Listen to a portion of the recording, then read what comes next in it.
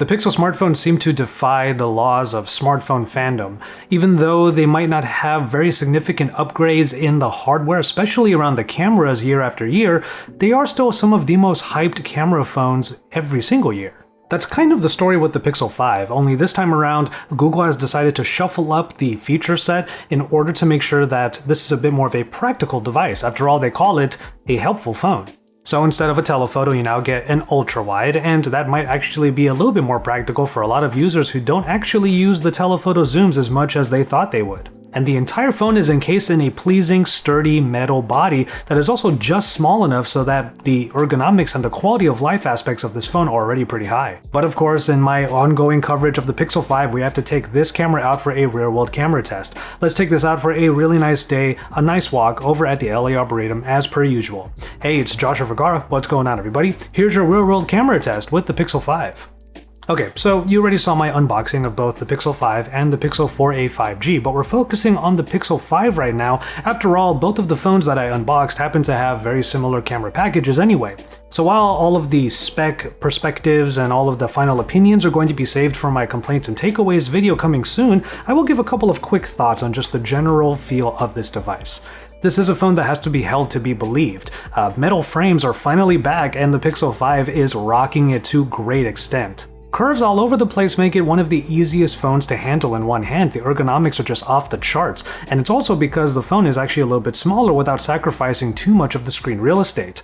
That OLED panel on the front, by the way, is fantastic. It is a beautiful flat panel display that has a symmetrical bezel all around that actually gives it a bit of a framed up look. It's almost as if you're holding a window into the photo or the content that you are looking at. Seriously, every time I glance over at this OLED screen, I am impressed. And the vivid colors of the OLED on top of just the really awesome wallpapers that they have a selection of here in this Google Pixel launcher, honestly, the combination is just fantastic. And of course, the other main story when it comes to this phone is that the rest of the specification sheet is toned down just enough so that the phone can come in at under $700. So let's put it this way, if the Pixel 5 continues the pedigree of Pixel smartphone cameras and just how enjoyable and how reliable they can be, this might be one of the best steals in smartphones this year. So as per usual, I'm going to go ahead and put it into that scenario. Let's go ahead and get into the real-world camera test a couple of hours on a nice little walk at the LA Arboretum. Lakers won the championship, so you know I'm going to be wearing this Lakers hat for as many videos as I can this week. By the way, to start out this video, I hope you can hear me pretty well with some construction happening across the street. So here's your microphone test, or something like it.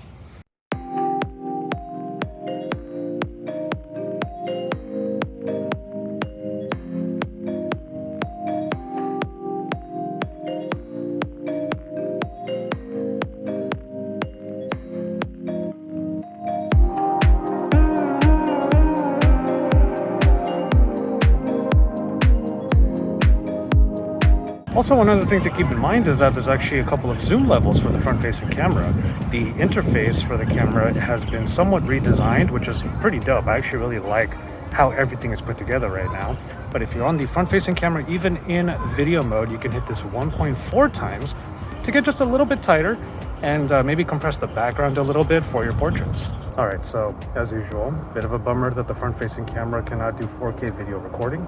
But then again, that's the reason why you have the ultra-wide now on the back, so that you can actually get some vlog-style footage like this for the A-roll. So it's good that finally on the Pixel, we have a very high-capable ultra-wide-angle lens for not only really dramatic photo shots that can only be further enhanced by Google's algorithmic processing, but also there are some really practical other uses for it, especially for video.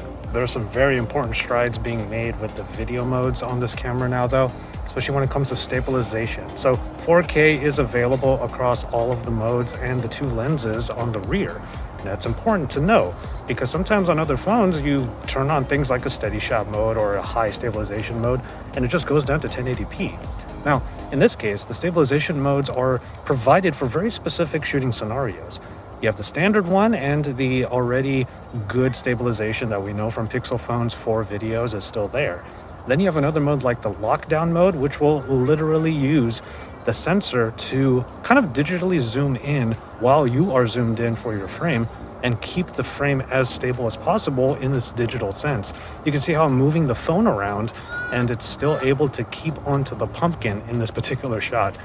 And then the final one over here is the cinematic pan, which again uses a little bit of a hacky way that some of us creators use in other cameras, where we're actually using slow motion in order to provide even smoother and more stable footage. That's literally what it's doing, and that's the reason why you don't get any audio in the cinematic pan video mode. The thing is, in all honesty, and maybe this is me tooting my own horn, I tend to have really stable hands when it comes to these shots with the smartphone cameras and these real-world camera tests. I don't know, maybe you can tell me if I haven't, but I think I do. So the cinematic pan is just one of those things that you can lean on if you don't really have much more of a choice. It's great that the option is there.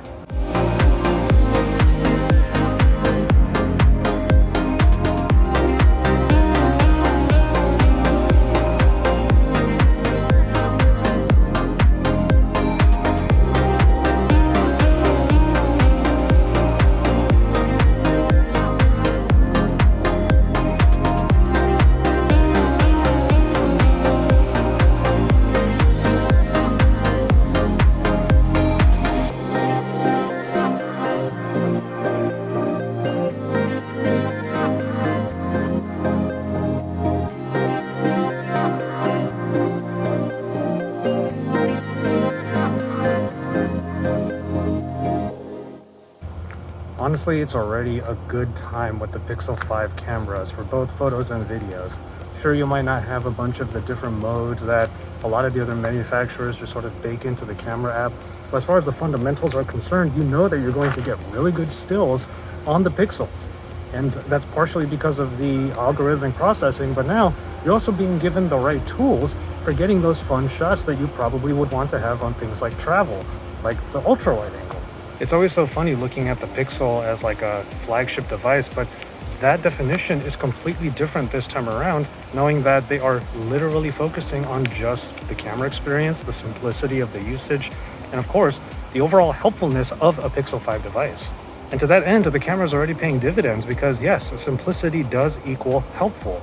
If it's easier to use and you still get the results that you can get from a Pixel, that's the point of the Google Pixel line. Just like with pretty much any other Pixel phone, I find video to be just good. It is usable, and there are going to be times when I would actually use it as the B-roll for other videos. The thing is, this time around in the Pixel 5, they're actually putting more effort into making it more versatile, into giving it a little bit more of a boost that they haven't in previous Pixel phones. The only place where that's kind of missing, front-facing camera, like I always say.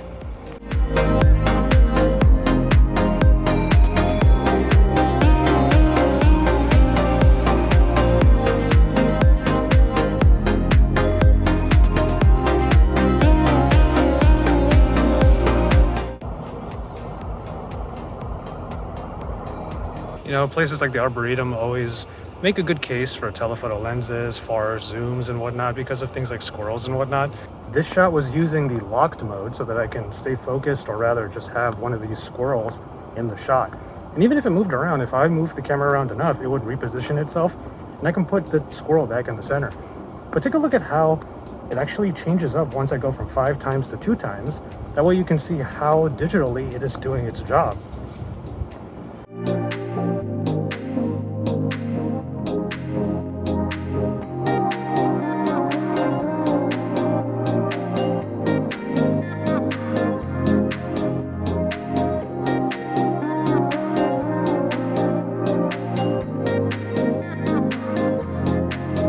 Actually, I do have to correct myself a little bit from earlier. When you're using those stabilization modes, you're not going to be using the wide-angle camera. It's not available to you. It's just going to be 1 times or any digital zoom of up to 5 times as it is listed inside of the locked mode.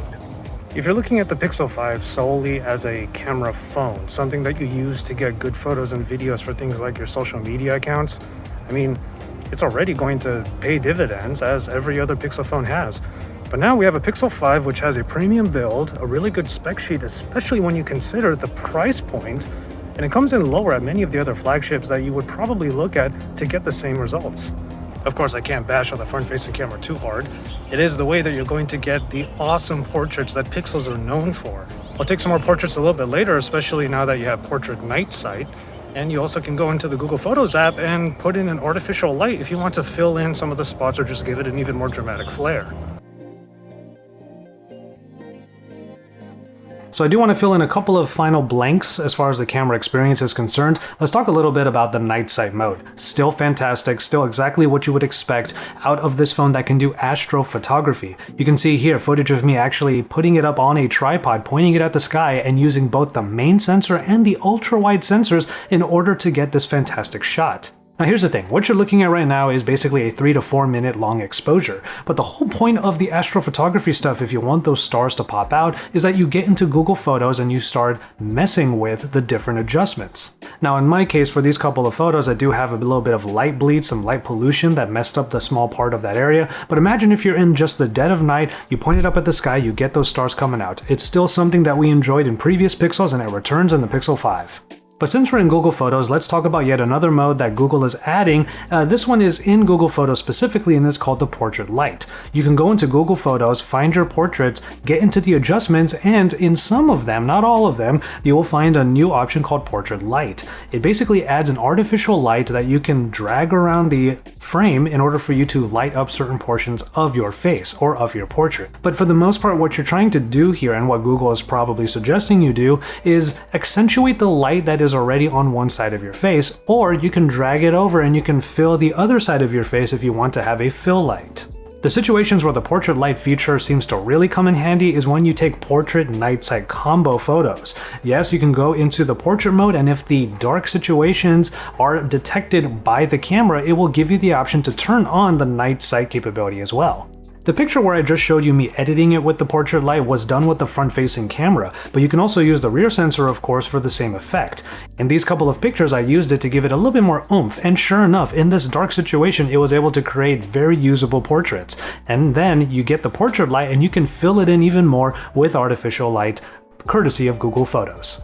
Do you see what I mean? It's always the Pixel devices that without the super high numbers in the hardware, maybe not the super high megapixel counts, or even the sheer amount of lenses on the phone, the Pixels still find ways of being so practical and so useful, and they excel in the fundamentals. And even if there are a couple of things that are missing, they have been addressed in some sort of way. For example, the video quality is still very good. It may not be the best video quality out there, but now with the stabilization modes, you have a few more options so that you can get better video out of these sensors. And speaking of the sensors, the front-facing camera still does not do 4K video recording, so the love for us vloggers may not quite be there, but then the ultra-wide camera is there, as you saw me use throughout my time at the Arboretum, so you have an option if you really do need to get that wide-angle, reliable, vloggy type shot. That Google magic is still at play here, man, because this phone is just a joy to use. The quality of life aspects of this thing are just through the roof, and you know that I really enjoy that in my high premium smartphones. But that's the thing, this phone is not priced at a high premium. It is a really reliable and practical and helpful device though. But I will reserve my final judgments for my complaints and takeaways video, which you can look forward to here at my channel. Subscribe to my channel if you haven't already, so that you can keep up with all of my coverage of everything going on in Techtober. It's a busy month. Drop some likes on this video at the very least, and let me know what you think of the Pixel 5 by getting into the comment sections down below. From there though, I'm going to go ahead and call it on this one. Thank you so much for watching. Hope you enjoyed this look at the Pixel 5, and I'll bring you even more in my upcoming videos. From there though, I will say thank you once again, take care of yourselves and each other, and enjoy your tea, everybody.